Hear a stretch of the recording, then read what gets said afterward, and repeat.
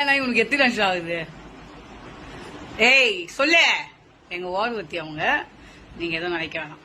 சொல்லு, கல்யாணம் எத்தனை வருஷம் ஆகுது? 13 14 வருஷம் ஆகுதா? இப்ப நான் அவளுக்கு சொல்லி குத்துன்னு இருக்கேன் பூசம்மாக்கு எப்படி பொட்டு வைக்கணும்னு. இதுல சாஸ்திராங்கமா உட்காந்துக்காங்க அந்த அம்மா. உட்காந்து வைக்க விடாம கைப்பூச்சி வச்சு போனாங்க. அதனால உங்களுக்கு தெரியாது. சாஸ்திராங்கம்மா நல்லா சப்பங்கால் போட்டுன்னு உக்காந்துன்னு பூசம்மாக்கு பொட்டு வைக்கிறாங்க. அது எப்படின்னு கேட்டுட்டு இருக்காங்க என்கிட்ட. நான் சொல்லிட்டு இருக்கேன். என்ன பாக்கலாம் கூடாது. என்னத்துக்கு பாக்குற ராஸ்கோல்?